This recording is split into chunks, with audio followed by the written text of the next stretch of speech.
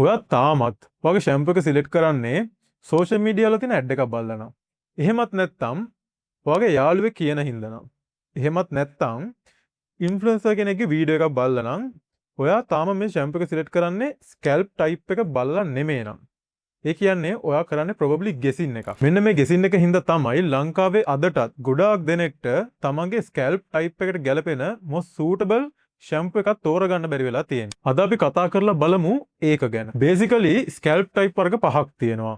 මේ scalp type පහට අපි approach කරන්න ඕන විදිහ සම්පූර්ණයෙන් ඩිෆර් වෙනවා. ඔයාට තියෙන්නේ high sebum production එකක් තියෙන oil scalp එකක් නම් ඔයාට අනිවාර්යෙන් ඕන කරන්නේ efficient surfactants තියෙන සිම්පල් ෆෝමියුලා එකක් තියෙන හැබැයි කන්ඩිෂනින් ඒජන්ට් නැති හොඳ ෂැම්පු එකක්. ඒ වගේම ඔයාලට තියෙන්නේ low sebum production එකක් තියෙන dry scalp එකක් නම් high performance තියෙන surfactants වලින් අයින් වෙලා gentle mild shampoo එකක් use කරන්න පුළුවන් නම් හොඳයි. ඒ වගේම moisturizing effect එකක් තියෙන. ඒ වගේම මතක තියාගන්න ඕන දෙයක් තමයි fragrance free නම් ගොඩක් හොඳයි. මොකද නැත්තම් scalp එක irritate වෙන්න බලනවා. ඒ වගේම ඔයාලට තියෙන්නේ නිතරම itchy වෙන්න බලන redness එන්න බලන sensitive scalp එකක් නම් අපි ඒකෙදි ඒ shampoo එකේ තියෙන formula එක ගැන ගොඩක් සැලකිලිමත් වෙන්න ඕනේ.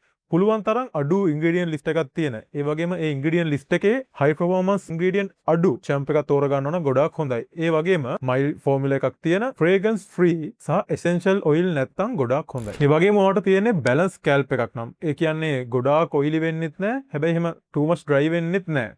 මේ වගේ balance scalp type එකකට ඔයාලට balance formula එකක් තියෙන shampoo එකක් use කරන්න පුළුවන්. එහෙම scalp එකක් තියෙනවා නම් ඇත්තට මේ කට්ටිය ටිකක් lucky. ඒ වගේම ඔයාලට තියෙන dandruff prone තියෙන scalp type එකක් නම් ඒ වගේ වෙලාවක ඔයා අනිවාර්යෙන් use කරන්න ඕනේ medicated treated shampoo එකක්. ඒත් එක්ක කිසිම වෙලාවක moisturizing කියන එක මේ scalp එකට ගාවන්නවත් හොඳ නැහැ. හිතන්නකෝ scalp එක හරියට soil තියෙන garden එකක් කියලා.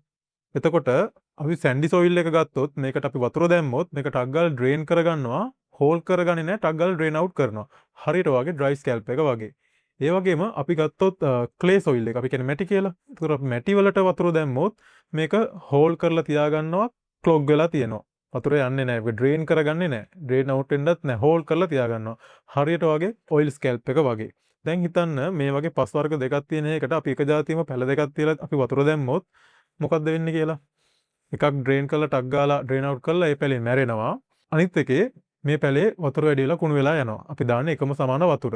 එතකොට ඒ වගේ අපි අපේ ස්කැල්ප් එකත් ඒ වගේ. අපි හරි කන්සිස්ටන්සි එකක් තියාගෙන හොඳ බැලන්ස් එකේ මොයිස්චර් එකක් දෙන්න ඕන තැනට මොයිස්චර් එක දෙන්න ඕනේ. ඒ වගේම මොනවා හරි දෙයක් අයින් කරන්න තියෙනවා නම් ඒ කියන්නේ ඩ්‍රේන් අවුට් කරන්න තියෙනවා නම් ඒක බලලා හරි සර්ෆැක්ටන්ට්ස් තියෙන ෂැම්පු එකක් එක්ක ඒක ඩ්‍රේන් අවුට් කරලා දාන්න ඕනේ. ස්ට්‍රිප් ඔෆ් කරලා දාන්න ඕනේ. දැන් ඔයාට ස්ටුඩියෝ C එකට වගේ ඇවිල්ලා කන්සල්ටේෂන් එකක් කරලා ස්කැල්ප් ටයිප් එක හරියටම ඇනලයිස් කරලා හොයාගන්න ටයිම් එකක් නැති එක්කෙනෙක් නම් මම කියලා දෙන්නද පුංචි ට්‍රික් එකක් ඔයාලට ගෙදරදීම වගේ ස්කැල්ප් ටයිප් එක බලා ගන්න. ඔයා hair එක සම්පූර්ණයෙන් වොෂ් කරාට පස්සේ 48 hours යනකම් ඉන්න.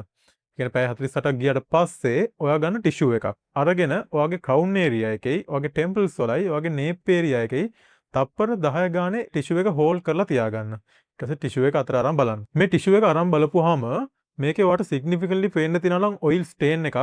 ඒ කියන්නේ ඔයාට තියෙන්නේ ඔයිල් ස්කැල්ප් එකක්. ටිෂූ එකේ ඔයිල් ගතියක් නැහැ. හැබැයි white flakes ඔයාගේ සම්පූර්ණ මේ ටිෂූ එකේ තැම්පත් වෙලා තියෙනවා නම් ඒ වගේම ඔයාගේ ස්කැල්ප් එක ඉචි නම් ඔයාට ටිකක් කසනවා වගේ නම් ඔයාට ගොඩ දුරට තියෙන dry scalp එකක්. ඔයාගේ crown area එකේ touch කරපු ටිෂූ එක ඔයිල් ස්ටේන් එකක් තියෙනවා. හැබැයි nape area එකයි temples වලයි touch කරපු tissues වල oily නැහැ. ඒ කියන්නේ ඔයාට තියෙන්නේ combination scalp type එකක්. ඒක හරිම common දෙයක්. ටිෂූ බලපුවාම එහෙම ලොකුවට මුකුත් නැති වුණාට හැබැයි ඔයාගේ ස්කැල්ප් එක රෙඩ්නස් එකක් එනවා නම් ඉචි ගතියක් තේරෙනවා නම් ඔයාට හරිම අන්කම්ෆර්ටබල් වගේ නම් probably ඔයාට තියෙන්නේ sensitive scalp type එකක්. මේ ටිෂූ වලට yellowish flakes එනවා නම් white නෙමෙයි yellow flakes එනවා වගේ නම් ඒ වගේම අර sensitive scalp එකේ වගේ ඔයාට ඉචි වගේ තේරෙනවා නම් scalp එක probably ඔයාට තියෙන්නේ dandruff scalp type එකක්. Studio C අපිට scalp එක analyze කරන්න advanced machineries techniques තිබ්බත් ඒ වගේම over 20 year experience තියෙන hair dressers ලා හිටියත් ඔයාලට එන්න අමාරුකමක් තියෙන කෙනෙක්ට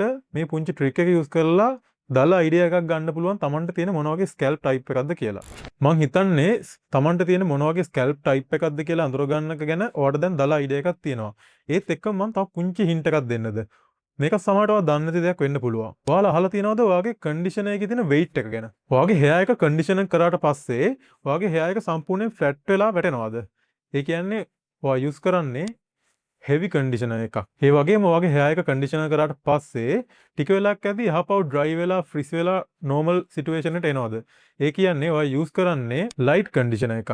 Tamanට ගැලපෙන්නේ heavy conditioner එකක්ද light conditioner එකක්ද කියන එක අපි හරියටම conditioner එකක් තෝරගන්නේ කොහොමද කියන එක අපි ඊළඟ episode එකේදී කතා කරමු.